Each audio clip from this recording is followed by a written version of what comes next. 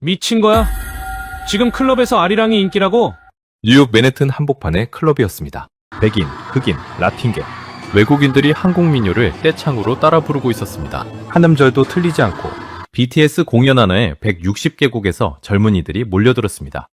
그리고 공연이 끝난 뒤에도 떠나지 않았습니다. 한국 음식을 맛보고 문화를 경험하고 이것을 경험하더니 비행기 티켓을 밀었습니다. 일정을 바꿨죠. 이 나라를 떠나지 못했습니다. K-팝은 거품이야. 내 카메라로 낱낱이 파헤쳐주겠어. 단단히 벼르고 한국으로 향한 미국인 감독이 있었습니다. 그런데 한국에서 그가 마주한 것들은 그의 예상과 전혀 달랐습니다. 그리고 서울의 새벽, 그 남자는 카메라를 내려놓고 눈물을 흘렸습니다. 도대체 이 나라에 무엇이 있는 걸까요? 지금부터 그 이야기를 들어보겠습니다. 영상을 시작하기 전에 구독, 좋아요 꾹 눌러주세요. 영상 제작에 큰 힘이 됩니다. 이거 뭐야, 한국 노래 아니야? 아리랑이야, 몰랐어? 나는 다시 물었습니다. 가사가 왜 다 맞냐고. 남자가 피식 웃었습니다. 요즘 아리랑 모르면 클럽에서 따돌림 당해. 빠지면 서운할 지경이라고. 나는 고개를 들었습니다. 클럽 안을 천천히 훑었습니다. 백인, 흑인, 라틴계로 보이는 사람들이 모두 한국어로 노래를 따라 부르고 있었습니다. 클럽에서 아리랑이라고. 20년 동안 이 일을 하면서 이런 모습은 듣도 보도 못했습니다. 나는 브리케인입니다. 다큐멘터리를 만드는 일을 해왔습니다. 전 세계 대중문화 현장을 직접 발로 뛰며 카메라에 담아왔습니다.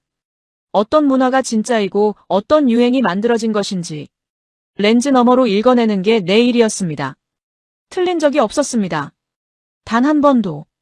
그래서 K-팝 비판 다큐를 기획했을 때도 확신이 있었습니다. 제목까지 정해뒀습니다. 아시아발 팝 거품, 그 화려한 붕괴의 기록. 공장에서 찍어낸 아이돌, 기획사가 만들어낸 팬덤, 곧 꺼질 거품. 그걸 카메라로 낱낱이 파헤칠 생각이었습니다. 주변에서 말렸습니다. 굳이 그 주제냐고. 나는 신경 쓰지 않았습니다. 진실을 담는 게 내 일이었으니까요. 그래서 그날 밤 그 클럽에 들어선 것도 따지고 보면 내 다큐의 첫 장면을 건지러 간 것이나 다름없었습니다. K-팝 팬덤의 광기를 직접 카메라에 담을 생각이었습니다. 현장을 보여주면 된다고 생각했습니다. 설명이 필요 없을 거라고. 처음엔 평범했습니다. 귀를 찌르는 전자음, 적당히 취한 사람들, 흔들리는 조명. 수백 번은 봐온 풍경이었습니다. 나는 구석자리를 잡고 카메라를 점검했습니다. 예상 범위 안의 밤이었습니다. 그때 음악이 바뀌었습니다. 전자음이 뚝 끊겼습니다. 그리고 아리랑이 흘렀습니다. 나는 귀를 의심했습니다. 클럽이었습니다. 맨해튼 한복판의 클럽이었습니다. 그런데 스피커에서 아리랑이 나오고 있었습니다. 조선시대 민요가, 수백 년 된 한국 노래가. 솔직히 말하면 처음엔 카메라 설정이 잘못된 줄 알았습니다. 그런데 더 믿기 어려운 건 그 다음이었습니다. 사람들이 좋아했습니다. 야유가 없었습니다. 당황하는 기색도 없었습니다. 오히려 반대였습니다. 여기저기서 환호가 터졌습니다. 손을 번쩍 드는 사람이 있었습니다. 옆 사람 팔을 잡아당기는 사람이 있었습니다. 술잔을 높이 드는 사람이 있었습니다. 마치 기다렸다는 듯이. 이 노래 나오기만 기다렸다는 듯이. 그리고 따라 부르기 시작했습니다. 하나둘이 아니었습니다. 클럽 전체가 들썩였습니다. 백인이 눈을 감고 흔들렸습니다. 흑인이 리듬을 탔습니다. 라틴계 여자가 옆 사람과 어깨동무를 하고 같이 불렀습니다. 전부 한국어였습니다. 전부 정확했습니다. 가사 한 줄 틀리지 않았습니다. 이상한 사람은 나였습니다. 이 클럽에서 어이가 없어서 피식 웃음이 나왔습니다. 그런데 그게 실수였습니다. 웃으면서 입이 열린 순간 그 선율이 파고들었습니다. 묘했습니다. 귀에 감기는 게 한 번 들으면 떨쳐낼 수가 없는 게. 나도 모르게 고개가 끄덕여졌습니다. 발끝이 움직였습니다. 그리고 입안에서 음이 맴돌기 시작했습니다. 흥얼거리고 있었습니다. 나는 즉시 멈췄습니다. 헛기침을 했습니다. 주위를 둘러봤습니다. 다행히 아무도 보지 않았습니다. 나는 음료를 한 모금 마셨습니다. 아무렇지 않은 척. 카메라를 들었습니다. 렌즈 너머로 클럽 안을 훑었습니다. 수십 명이 한국 민요를 부르며 웃고 있었습니다. 이게 거품이라고 했습니다. 내가 곧 꺼질 거라고 했습니다. 그런데 렌즈 안에 담긴 이 장면은 내가 기획했던 다큐의 첫 장면이 아니었습니다. 도대체 한국은 내가 모르는 무슨 일을 하고 있는 거지. 그날 밤 이후 나는 잠을 제대로 자지 못했습니다. 클럽에서 혼자 흥얼거리다 멈췄던 그 순간이 자꾸 떠올랐습니다. 나는 스스로를 다독였습니다. 우연이었다고. 그날 클럽에 한국 팬들이 유독 많았던 것뿐이라고. 그렇게 믿으려 했습니다. 그런데 며칠 뒤 런던에서 연락이 왔습니다. 같은 업계 감독이었습니다. 목소리가 달랐습니다. 브릭, 런던 아이 봤어? 무슨 일인데? BTS 컴백날 밤이야. 런던 아이가 통째로 바뀌었어. 미디어 파사드로. 사람들이 템스 강변을 가득 메웠고. 공연장 안 얘기야? 아니. 거리야. 공연장 밖 거리. 전화를 끊고 영상을 찾아봤습니다. 나는 편집실 의자에 앉은 채로 굳었습니다. 런던 아이가 빛으로 물들어 있었습니다. 수천 명이 템스 강변에 모여 같은 방향을 바라보고 있었습니다. 공연 티켓이 없는 사람들이었습니다. 그냥 나온 사람들이었습니다. 도시 전체가 하나의 공연장이 되어 있었습니다. 뉴욕도 마찬가지였습니다. 타임스퀘어에 드론 수백 대가 떴습니다. 하늘에 글자가 새겨졌습니다. 한국어였습니다. 광장을 가득 메운 인파가 그 글자를 올려다보며 함성을 질렀습니다. 한국인만이 아니었습니다. 뉴욕 시민들이었습니다. 관광객들이었습니다. 그냥 지나가다 멈춰선 사람들이었습니다. 나는 자료를 계속 뒤졌습니다. 파리였습니다. 에펠탑 앞이었습니다. 베를린이었습니다. 바르셀로나였습니다. 그리고 부에노스아이레스였습니다. 아르헨티나였습니다. 지구 반대편이었습니다. 한국과는 언어도 문화도 지리적 거리도 전부 달랐습니다. 그런데 그 광장에 모인 수천 명이 한국 노래를 따라 부르고 있었습니다.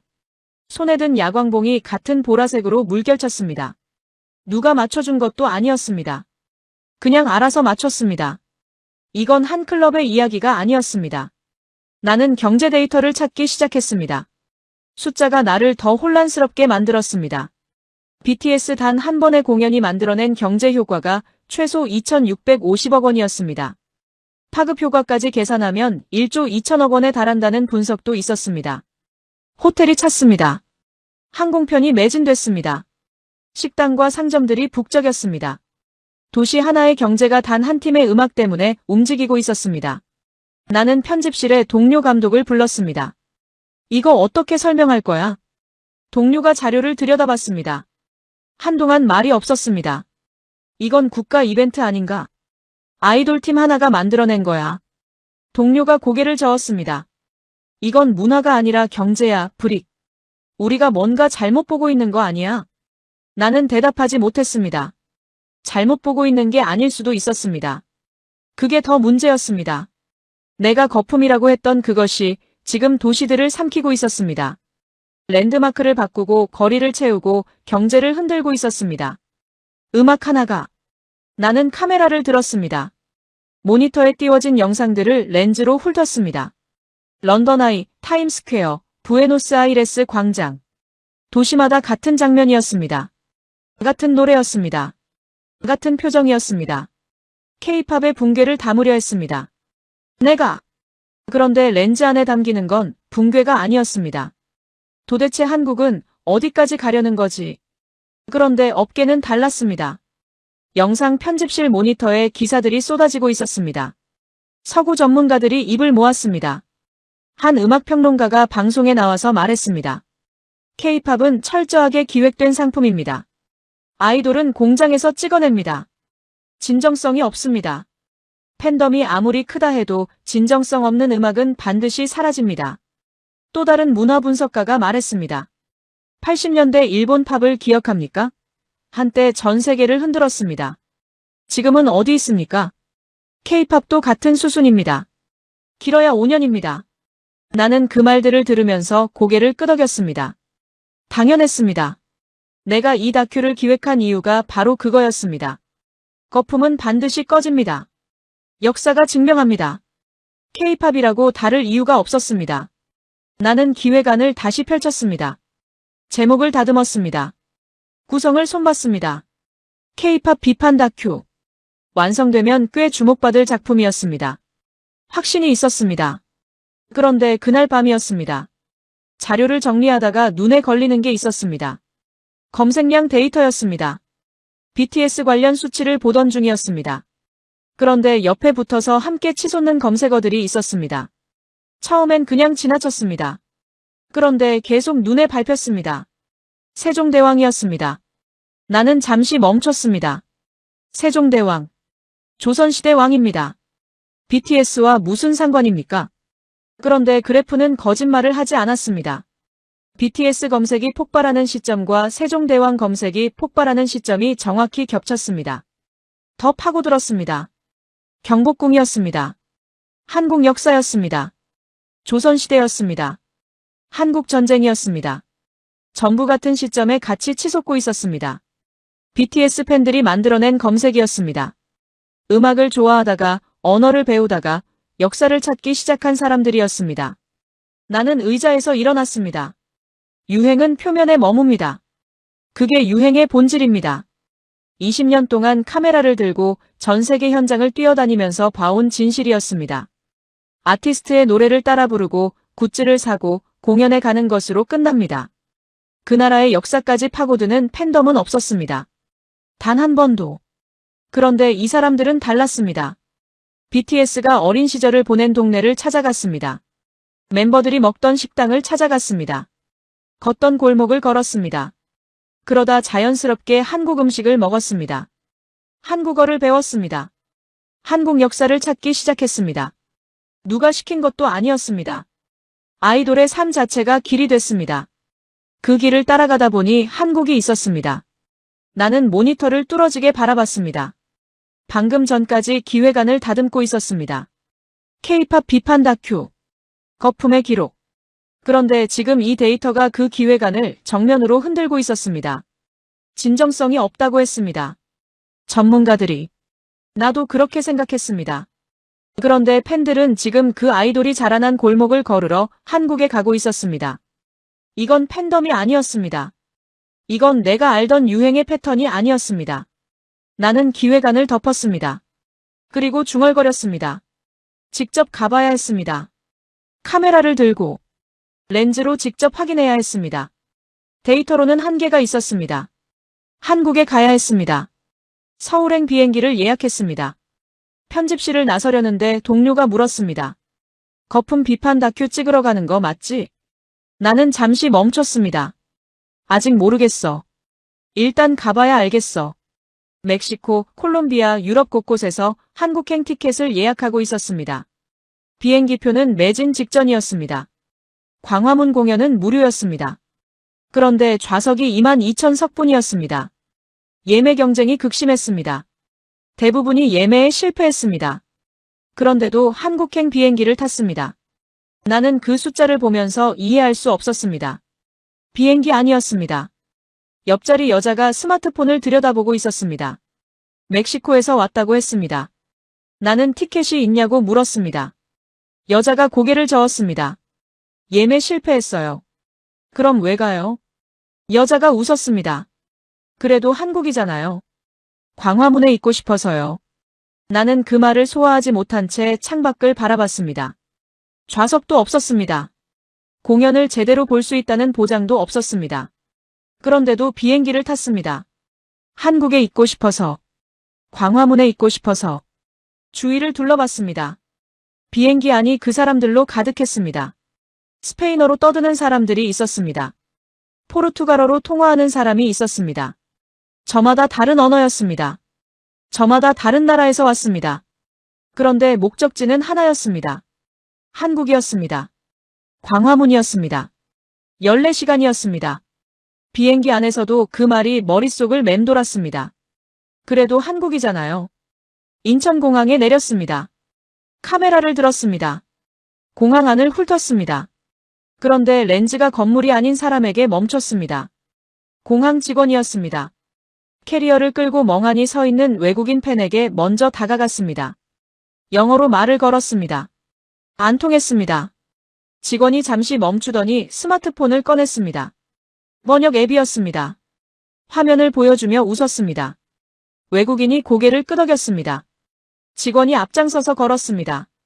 안내 데스크까지 직접 데려다 줬습니다. 묻지 않았습니다. 시킨 사람도 없었습니다. 그냥 받고 다가갔고 데려다 줬습니다. 나는 그 장면을 렌즈에 담으면서 멈췄습니다. 수십 개의 공항을 다녀봤습니다. 길을 잃은 외국인에게 먼저 다가오는 직원은 없었습니다. 그게 내가 알던 공항이었습니다. 렌즈를 내렸습니다. 공항 하나였습니다. 그런데 이 공간 안에서 이미 뭔가가 달랐습니다. 건물이 아니었습니다. 시스템이 아니었습니다. 사람이었습니다. 이미 입구부터 달랐습니다. 공연 전날이었습니다. 카메라를 들고 거리로 나왔습니다. 팬들이 움직이고 있었습니다. 방향이 있었습니다. 다들 어딘가로 향하고 있었습니다. 나는 그 흐름을 따라갔습니다. BTS가 어린 시절을 보낸 동네였습니다. 멤버들이 먹던 식당이었습니다. 걷던 골목이었습니다. 팬들이 몰려 있었습니다. 식당 앞에서 사진을 찍었습니다. 골목 어귀에서 소리를 질렀습니다. 멤버 이름을 불렀습니다. 여기서 걸었을 거라고, 여기서 밥을 먹었을 거라고 서로 끌어안고 깔깔거렸습니다. 카메라를 들이대면 더 신이 났습니다. 포즈를 잡았습니다. 볼이 빨개졌습니다. 나는 그 모습을 렌즈로 담으면서 생각했습니다. 공연장도 아니었습니다. 아이돌도 없었습니다. 그냥 골목이었습니다.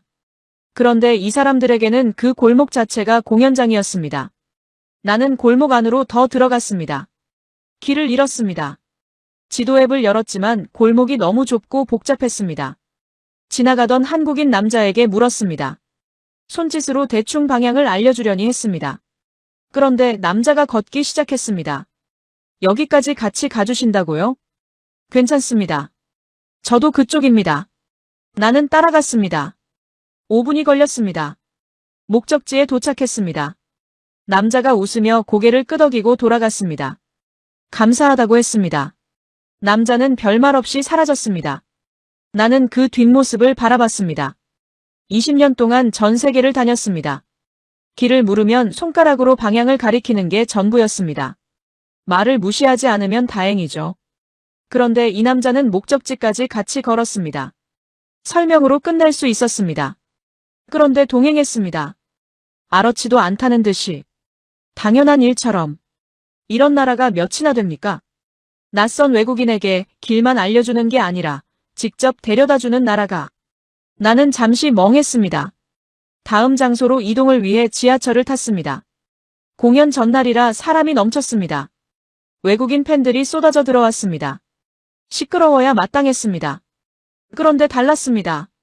10,000원 전철이었습니다. 그런데 고성이 없었습니다. 옆 사람에게 피해를 주는 사람이 없었습니다. 각자 조용히 움직였습니다. 외국인 팬들도 그 분위기에 자연스럽게 맞춰갔습니다. 들어오는 순간 목소리가 낮아졌습니다. 누가 시킨 것도 아니었습니다. 나는 렌즈로 그 안을 훑었습니다. 질서가 있었습니다. 그런데 강요된 질서가 아니었습니다. 그냥 사람들이 그렇게 움직이고 있었습니다. 몸으로 기억하는 것처럼. 나는 중얼거렸습니다. 이건 시스템 문제가 아니다. 공항 직원이 떠올랐습니다. 묻지 않았는데 먼저 다가온 그 직원이. 골목에서 함께 걸어준 그 남자가. 지하철 안 그 고요함이. 전부 연결되고 있었습니다. 사람이 달랐습니다. 이 나라는 사람 자체가 달랐습니다. 나는 그제야 비행기 안에서 멕시코 여자가 했던 말을 다시 생각했습니다. 그래도 한국이잖아요. 공연 때문이 아니었습니다. 이 나라의 사람들 때문이었습니다. 한번 경험한 사람은 다시 오고 싶어지는 것이었습니다. 좌석이 없어도, 비행기를 14시간 타고 와도, 이건 내가 알던 팬덤이 아니었습니다. 공연 날이 됐습니다. 나는 이른 오후부터 카메라를 들고 광화문으로 나갔습니다. 이미 사람들이 모여 있었습니다. 공연은 저녁이었습니다. 그런데 낮부터 자리를 잡고 기다리고 있었습니다. 불평하는 사람 없이. 설레는 얼굴로 기다림도 즐기고 있었습니다. 나는 렌즈로 그 얼굴들을 훑었습니다. 멕시코에서 온 여자가 옆 사람과 어깨를 맞대고 BTS 노래를 흥얼거리고 있었습니다. 그 옆에 남자는 광화문을 배경으로 사진을 찍고 있었습니다. 유럽에서 온 팬들은 삼각김밥을 뜯으며 웃고 있었습니다. 좌석도 없었습니다. 공연을 제대로 볼 수 있다는 보장도 없었습니다. 그런데 행복해 보였습니다. 진짜로. 해가 졌습니다. 사람이 더 몰렸습니다.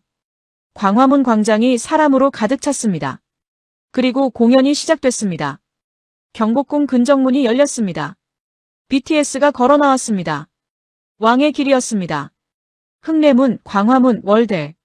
수백 년 된 그 길을 걸어 나왔습니다. 광장에 함성이 터졌습니다. 수만 명이 동시에 터졌습니다. 보랏빛 야광봉이 물결쳤습니다. 광화문 담장이 미디어 파사드로 물들었습니다. 한국 전통 문양이었습니다. 국악과 현대음악이 뒤섞였습니다. 나는 카메라를 들고 그 장면을 담으면서 손이 떨리는 걸 느꼈습니다. 이건 공연이 아니었습니다. 이건 뭔가 다른 것이었습니다. 공연이 끝났습니다. 수만 명이 한꺼번에 쏟아져 나왔습니다. 솔직히 말하면 그 순간 긴장했습니다. 동료에게 속삭였습니다. 지금 나가도 괜찮은 거야? 옆에 있던 한국인 스태프가 웃으며 말했습니다. 여긴 괜찮아요. 나는 반신반의하며 인파 속으로 들어갔습니다. 밀렸습니다. 부딪혔습니다. 그런데 아무도 화를 내지 않았습니다. 밀려도 죄송합니다였고 부딪혀도 웃으며 고개를 숙였습니다. 수만 명이 강물처럼 흘렀습니다. 고성이 없었습니다. 싸움이 없었습니다. 뉴욕이었다면 벌써 어딘가에서 고함이 터졌을 겁니다. 런던이었다면 경찰이 나왔을 겁니다. 그런데 이곳에서는 아무 일도 일어나지 않았습니다. 그게 더 이상했습니다. 새벽이 됐습니다. 나는 카메라를 들고 거리를 걸었습니다. 다른 나라였다면 절대 혼자 걷지 않았을 시간이었습니다. 그런데 거리가 밝았습니다. 편의점 앞에 3355 앉아 웃고 있는 사람들이 보였습니다. 외국인 여자 둘이 새벽 2시에 혼자 앉아 통화하고 있었습니다. 아무렇지도 않은 얼굴로. 다가가서 물었습니다. 안 무섭습니까? 새벽에 혼자. 여자가 나를 쳐다봤습니다. 그리고 웃었습니다. 한국이잖아요. 또 그 말이었습니다. 나는 그 자리에 서서 한동안 움직이지 못했습니다. 거품이라고 했습니다. 내가. 그런데 지금 이 새벽 거리를 걸으면서 처음으로 인정하기 시작했습니다. 이건 나라의 수준이었습니다. 숙소로 돌아왔습니다. 잠이 올 리 없었죠. 침대에 누웠습니다. 눈을 감았죠. 한국에서 만났던 사람들이 떠올랐습니다. 길을 물어보니 따라오라며 목적지까지 동행해준 그 남자. 공항에서 난감해하는 여행객에게 먼저 다가온 공항 직원. 새벽 2시에 혼자 앉아 웃던 외국인 여자. 왜 이 나라 사람들은 이럴까? 결국 자리에서 일어났습니다. 노트북을 열었죠. 답을 찾고 싶었습니다. 진짜 답을. 처음엔 문화를 찾았습니다. 유교적 전통이었죠. 공동체 의식이었습니다. 읽었죠. 고개를 끄덕였습니다. 그런데 부족했습니다. 이건 교과서 설명이었죠. 검색창을 바꿨습니다. 한 블로그가 눈에 걸렸죠.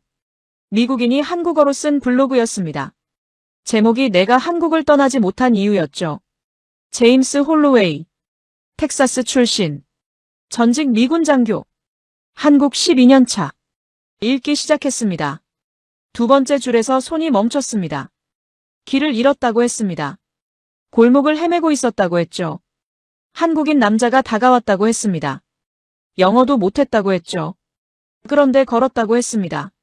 목적지까지. 아무 말 없이. 가슴이 조여들었습니다. 나였습니다. 어제 내 이야기였죠. 같은 장면이었습니다. 이 남자도 봤습니다. 12년 전에. 계속 읽었습니다. 손을 멈출 수가 없었죠. 할머니가 반찬을 줬다고 했습니다. 이유 없이. 이웃이 아팠을 때 국을 끓여왔다고 했죠. 모르는 사이였는데. 제임스가 썼습니다. 처음엔 이상했습니다. 왜 이러는 거지 싶었죠. 그런데 12년이 지났습니다. 이제는 압니다. 이 사람들은 어려울 때 서로 붙잡고 살아남은 사람들입니다. 그 기억이 몸 안에 있는 겁니다. 눈이 화면에서 떨어지지 않았습니다. 몸 안에 있다고 했죠. 그 골목의 남자가 떠올랐습니다. 젊었습니다. 25이나 됐을까요? 전쟁을 모르는 얼굴이었죠. 굶주림을 모르는 얼굴이었습니다. 그런데 걸었습니다. 몸이 먼저였죠. 할머니가 이웃 밥상에 반찬을 얹어주는 걸 보면서 자랐겠죠. 할아버지가 모르는 사람 짐을 들어주는 뒷모습을 보면서 컸을 겁니다. 그 일상이 몸 안으로 들어간 겁니다. 피처럼, 숨처럼. 스크롤을 내렸습니다. 제임스의 다른 글이었습니다. 한국 역사를 파고든 글이었죠. 세종대왕이 나왔습니다. 읽다가 멈췄죠. 15세기였습니다. 백성들이 그를 몰랐습니다. 억울한 일을 당해도 호소할 방법이 없었죠. 그래서 왕이 직접 글자를 만들었습니다. 누구나 쉽게 읽고 쓸 수 있도록. 이상한 감정이 올라왔습니다. 권력자가 피지배층을 위해 언어를 만든 나라였습니다. 세상에 그런 나라가 몇이나 됩니까? 나는 미국에서 태어났습니다. 영국에서 일했죠. 그런 이야기는 들어본 적이 없었습니다. 그런데 이 나라는 500년 전에 그걸 했습니다. 계속 읽었습니다. 일제강점기였습니다. 35년이었죠. 숫자를 바라봤습니다. 35년. 내 나이보다 긴 시간이었죠. 그 시간 동안 언어를 빼앗겼습니다. 이름을 빼앗겼죠. 세종대왕이 만든 그 글자마저 쓰지 못하게 됐습니다. 모든 걸 빼앗겼죠. 그런데 버텼습니다.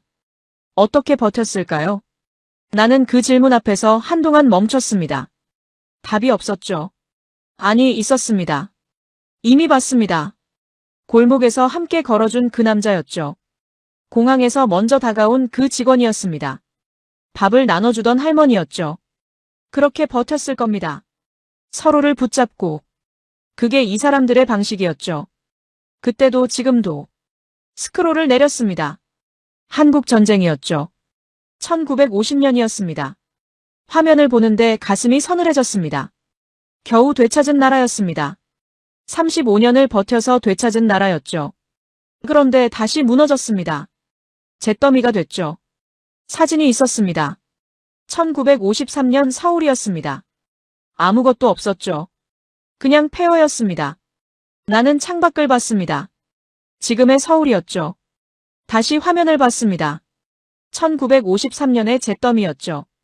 70년이었습니다. 70년 만에. 숨이 잠깐 막혔습니다. 그때 유엔군이 왔다는 걸 읽었습니다. 21개국이었죠. 지구 반대편에서 왔습니다. 한국이 어디 있는지도 몰랐을 사람들이었겠죠. 그런데 왔습니다. 싸웠고 죽었습니다. 참전 용사들의 이름을 찾기 시작했습니다. 낯선 이름들이었죠. 미국인, 영국인, 터키인, 에티오피아인, 콜롬비아인. 한국이 어디 있는지도 몰랐을 사람들이었을 겁니다. 그런데 왔습니다. 싸웠고 죽었죠. 하나하나 읽어내려갔습니다. 손이 느려지기 시작했죠. 어느 순간 눈앞이 흐려졌습니다. 이 사람들을 한국은 기억하고 있을까? 노트북을 덮지 못했습니다. 더 찾았죠. 그러다 기사 하나가 눈에 걸렸습니다. 외신이었죠. 공연이 끝난 후 한국을 떠나지 못하는 외국인 팬들 이야기였습니다. 읽기 시작했죠. 멕시코에서 온 22살 여자였습니다. 귀국 항공편을 3번 미뤘다고 했죠. 이유를 묻자 이렇게 답했다고 했습니다. BTS 때문에 왔는데 한국 때문에 못 떠나겠어요. 나는 그 문장을 읽으면서 멍했습니다. 다른 팬의 인터뷰도 있었습니다. 콜롬비아에서 온 여자였죠.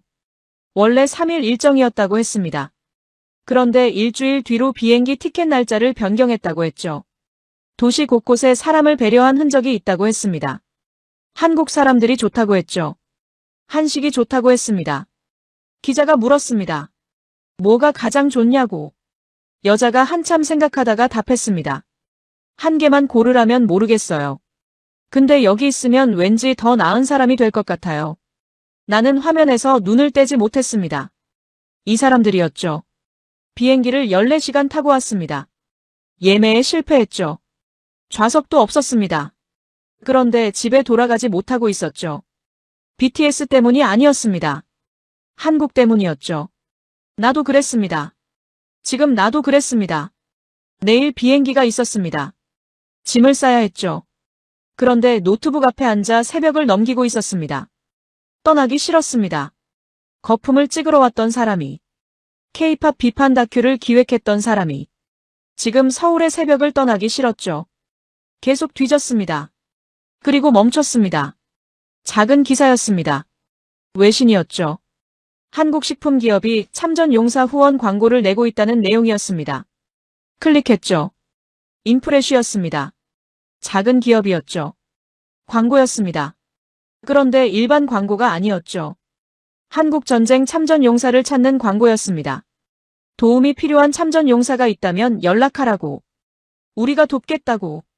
미국, 영국, 유럽 전 세계 곳곳에 그 광고를 내고 있었죠. 눈을 비볐습니다. 다시 읽었습니다. 같은 내용이었죠. 기업 이름을 숨겼다고 했습니다. 개인 이름으로 후원했다고 했죠. 보여주려는 게 아니었습니다. 알리려는 게 아니었죠. 기자가 물었습니다. 왜 이렇게까지 하냐고. 담당자가 답했습니다.